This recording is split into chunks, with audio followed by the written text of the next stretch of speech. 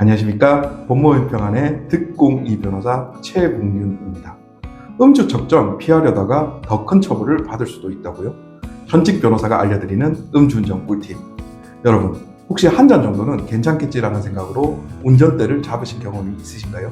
이 작은 행동이 얼마나 큰 문제를 가져올 수 있는지 지금부터 낱낱이 알려드리겠습니다. 변호사님, 음주운전 처벌을 피하기 위한 가장 중요한 포인트는 무엇일까요? 네, 가장 중요한 포인트는 음주 단속에 걸렸을 때 음주 측정을 절대 거부하거나 방해하지 않는 것입니다. 만약에 음주 측정을 거부하거나 방해하면 어떤 처벌을 받게 되는지 구체적으로 알려주실 수 있겠습니까? 네, 도로교통법 제148조의 2 제2항에 따라 음주 측정을 거부하거나 방해하면 최소 1년에서 최대 5년 이하의 징역 또는 500만 원 이상 2천만 원 이하의 벌금형을 받게 됩니다.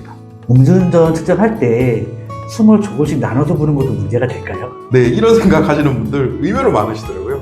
숨을 나눠서 부는 행동도 경찰은 측정 거부로 볼 수 있기 때문에 절대 하시면 안 됩니다. 최대한 경찰에 협조적으로 하시는 것이 가장 좋습니다.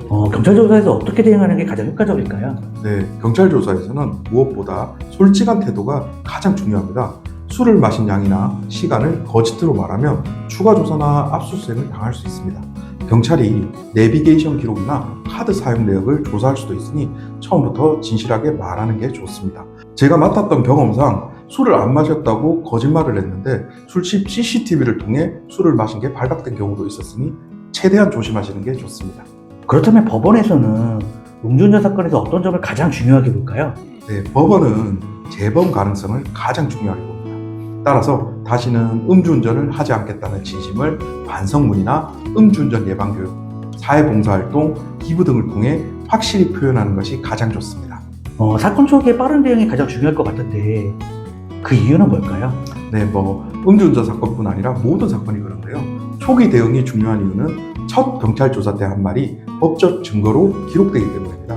잘못된 진술은 나중에 바꾸기 어렵기 때문에 초기부터 변호사의 도움을 받는 것이 유리합니다. 마지막으로 음주운전은 절대 하면 안 되지만 그래도 음주운전으로 어려움을 겪고 있는 분들에게 조언 한 말씀 부탁드리겠습니다. 네, 경찰 조사 단계에서는 절대 당황하지 마시고 침착하고 신중하게 대응하십시오. 금방 밝혀진 거짓말을 절대 하지 않는 것이 중요합니다. 또한 법원 단계에서는 무엇보다 진심으로 반성하는 마음을 법원에 전달하는 것이 가장 중요합니다. 네, 여러분, 음주운전은 절대 금지라는 사실 꼭 기억하시고 안전운전 하셨으면 좋겠습니다. 다음에도 유익한 정보로 찾아오겠습니다. 감사합니다.